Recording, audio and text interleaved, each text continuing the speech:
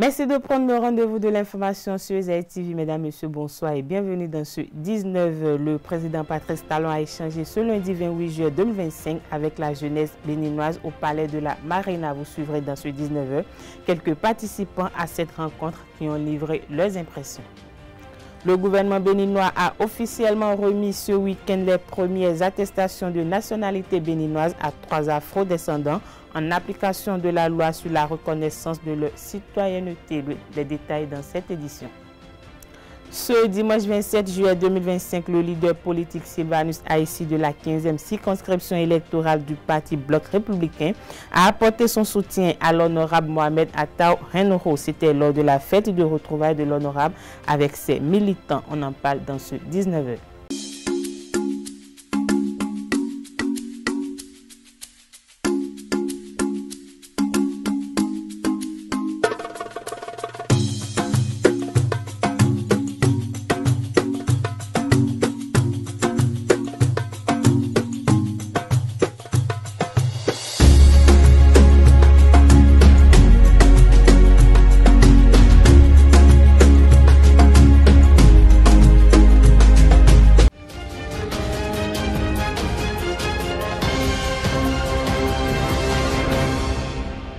À nouveau, bonsoir. Merci de nous préférer chez vous. Le président Patrice Talon a échangé avec la jeunesse béninoise ce lundi 28 juillet 2025 au palais de la Marina. À ce rendez-vous, plusieurs partis ont été représentés. Quelques participants se sont exprimés à la fin de la rencontre. Les propos recueillis par Romaric Benou et Diane Kouagou.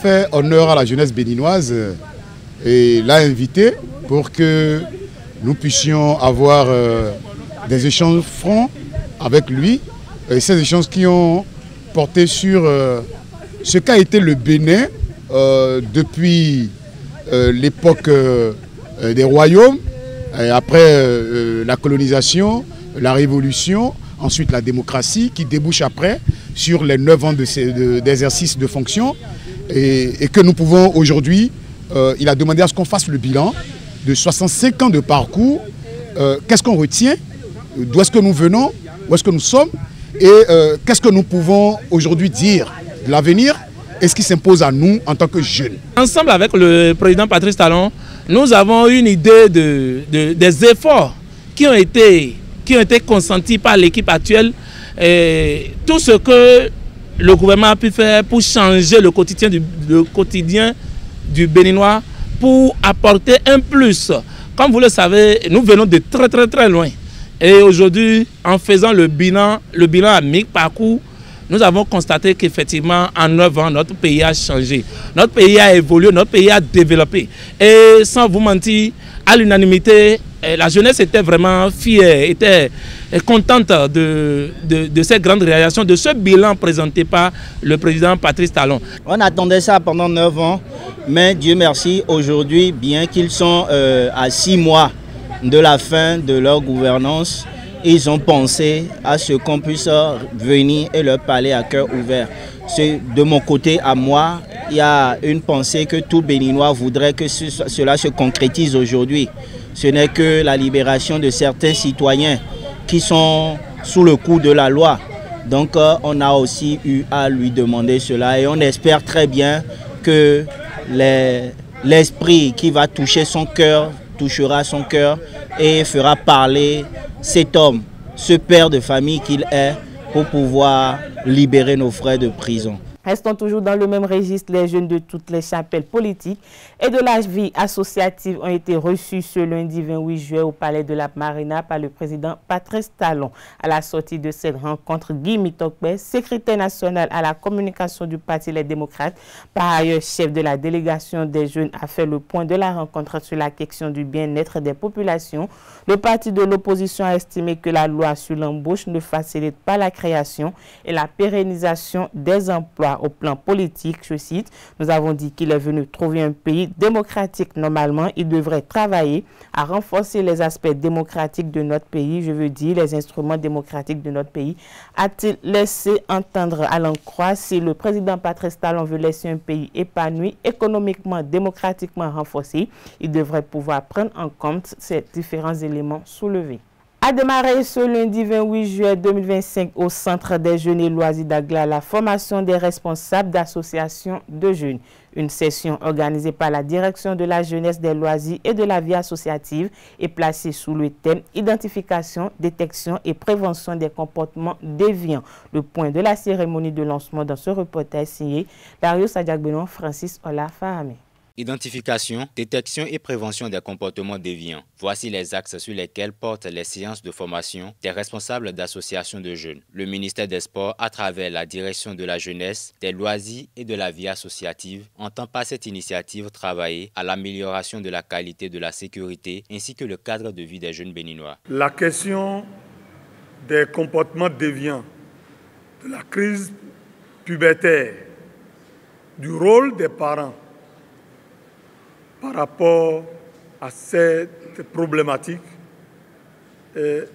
attire l'attention de beaucoup de personnes, mais aussi interpelle votre responsabilité en tant que jeune, en tant que responsable de jeunes. C'est pourquoi nous avons choisi de vous appeler, vous, responsables d'associations de jeunes, vous qui dirigez des communautés.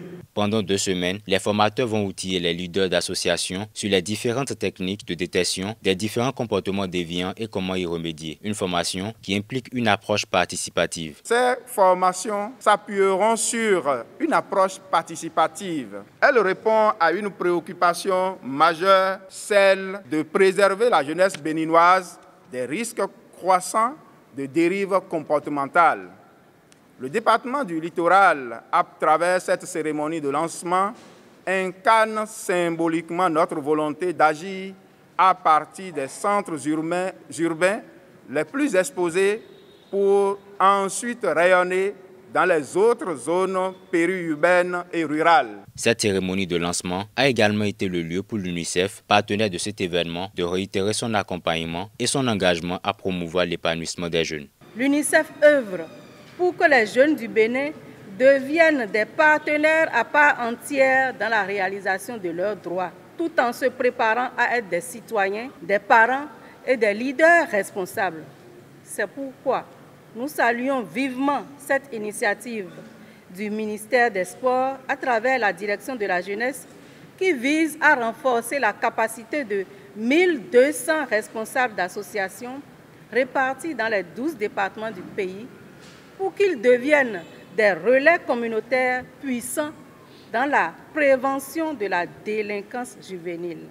Il faut le notifier, cette formation a aussi démarré dans les 11 autres départements du Bénin. Je l'annonçais à l'entame de cette édition, les premières attestations de nationalité béninoise ont été remises ce week-end aux afro-descendants Joseph Gambendi, David Romuald et Aris Ciara Princesse dans le cadre d'une initiative dédiée aux descendants africains déportés. Ce geste s'inscrit dans la mise en œuvre de la loi numéro 2024-31 du 2 septembre 2024 et du décret d'application adopté en novembre dernier par le gouvernement béninois.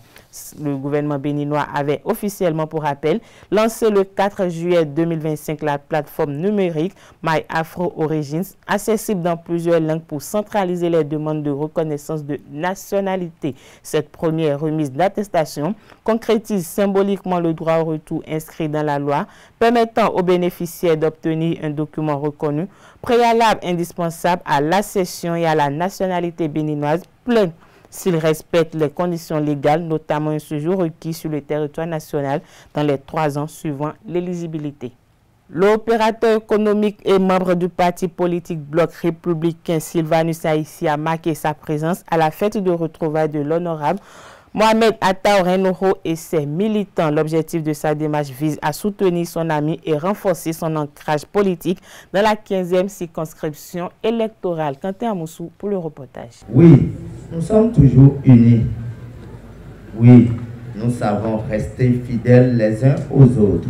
Chers militants, depuis la réforme du système partisan, j'ai fait un choix.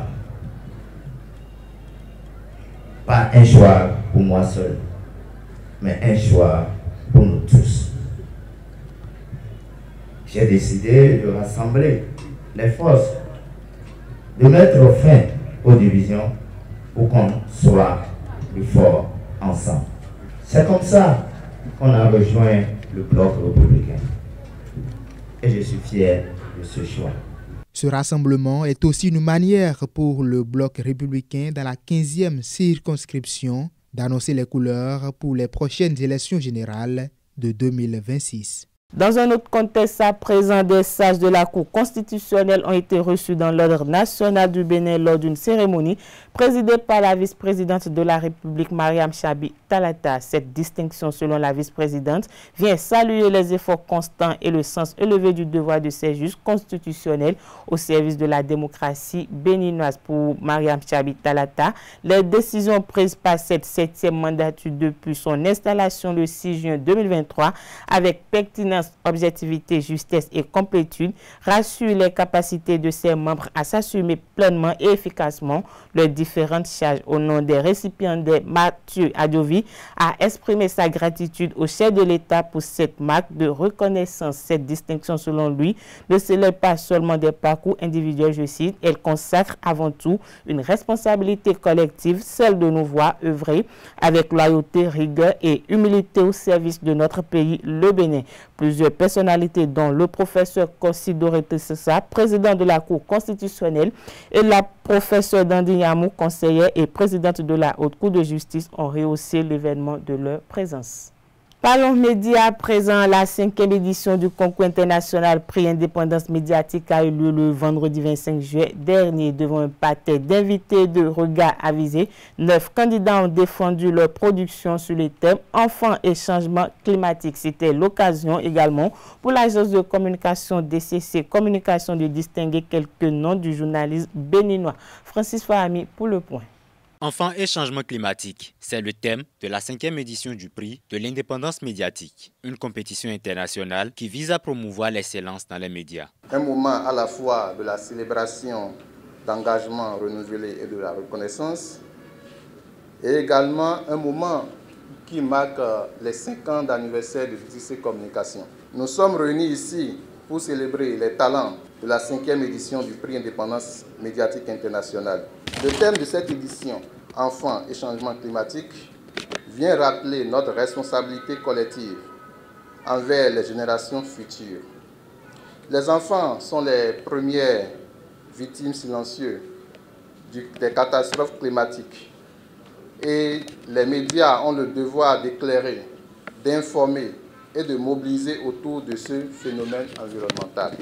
Au terme des différentes confrontations, Achiraf Ali de Gemat Web Télévision au Togo sort lauréat de la catégorie télévision. Brunel Tchobo de la Nouvelle Tribune au Bénin devient première de la catégorie presse écrite et Atu Hundo de la radio Diaspora FM au Bénin est désormais premier de la catégorie radio pour cette 5e édition. Il y a eu 3 critères. Il y a la voix, il y a l'originalité du thème et il y a le professionnalisme. Nous avons donc noté les uns et les autres. À l'arrivée, il y a 3 finalistes. Et j'attends simplement, le jury attend simplement que ces finalistes viennent ici défendre leurs œuvres. Cette édition a également été le lieu pour le comité d'organisation de distinguer les grands noms du journalisme béninois tels que Franck Pochemin et Gérard Migan. Je salue donc avec vous tous qui êtes présents ici le travail que réalise DCC pour reconnaître le rôle majeur de la presse. Félicitations donc à tous les journalistes du Bénin qui travaillent à consolider les bases démocratiques et à faire jouer à la presse un rôle majeur, à tous les journalistes africains qui travaillent pour le développement harmonieux de notre continent, un continent beau. Avec le concours de ses divers partenaires, l'agence DCC Communication a célébré l'excellence journalistique au profit des causes sociales et environnementales. Cette édition se poursuit. L'Institut des artisans de justice et de paix Chandoiseau IAJPCO a reçu en visite le député national de la République démocratique du Congo, Jean-Pierre Passy-Zampamba Bouka, le vendredi dernier. L'honorable était accompagné d'un collègue député ivoirien, des collègues députés béninois et d'autres personnalités. Anaël Vianney-Dohou pour le reportage.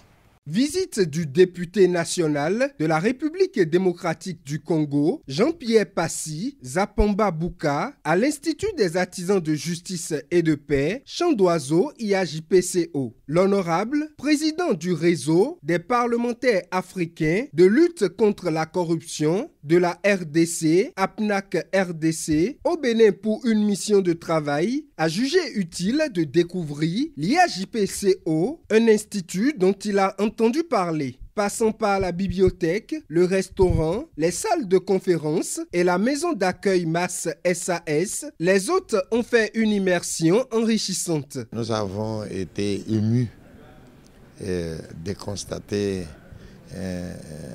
une grande institution qui abat un travail pour la préparation de la jeunesse.